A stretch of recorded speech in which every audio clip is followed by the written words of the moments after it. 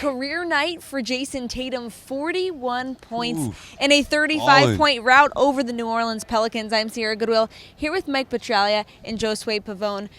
Tatum was rolling from the beginning, but so was this entire Celtics team. Tatum, obviously, super efficient night for him as well. A career high in three-pointers. He made 6 of 9. What looked like it was clicking for Tatum tonight? What I was most impressed with is how Tatum was able to get out on the break, get easy baskets. He talked about that after the game, that when you get the easy baskets and the shots are going in, especially from in close, it makes it easier to take those three-pointers. And Josue, you pointed out that he was really balanced in his three-point attack here on Saturday night. He had 3 3-pointers in the first half. He had 3 alone in the third quarter. He was 6 of 9 from the floor, from beyond the arc. He was very balanced. He wasn't forcing anything. And the other thing that stuck out to me about Jayson Tatum, he hit his first 3 of the second half, and then he saw one of the Pelicans coming up court and snuck in behind him, got an easy steal, and got the layup. And that, to me, showed that he was really showing up on both sides of the court, both sides of the ball tonight. And I think that was really what stuck out to me about his game. He went for the kill. You know, you look at the scoreboard, Celtics had a huge lead, but that didn't stop him. He was playing as if the game was tied.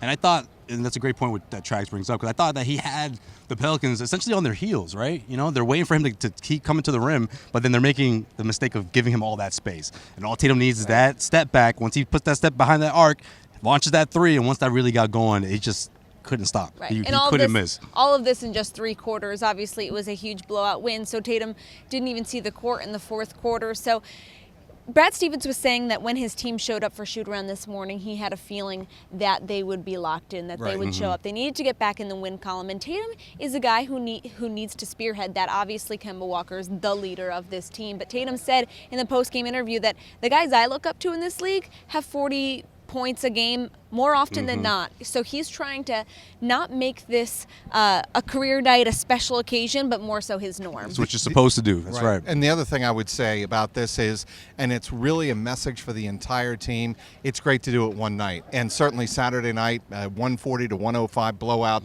over a very tired New Orleans Pelican team on a back-to-back is great. But you got to do it consistently. The thing about this victory and about Jayson Tatum's performance that will be most significant is, what do the Celtics do with it going forward? Does this jumpstart them, and does it jumpstart Jayson Tatum into a monster second half? And I like what he said after the game, too. It's about being consistent. Like, how often he's going to be able to do this, because we know he has it. We know he's capable. He did what all-stars do, which is 3 straight performances. He scored under 20 points, wasn't efficient, shot well below 50%. Came back with that big game, and that's what we saw against the Pelicans tonight.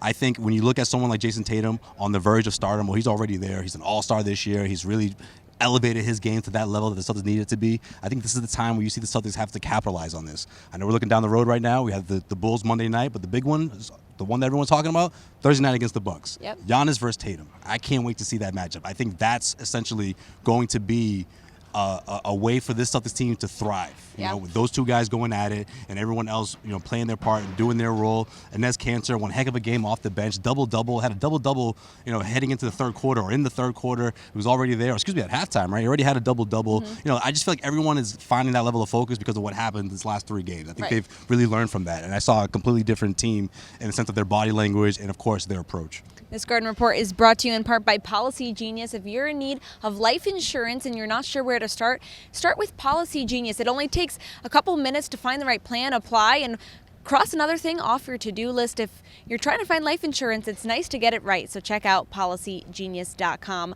For all the rest of our Celtics coverage, head over to our website at clnsmedia.com and subscribe to our YouTube channel at CLNS Media.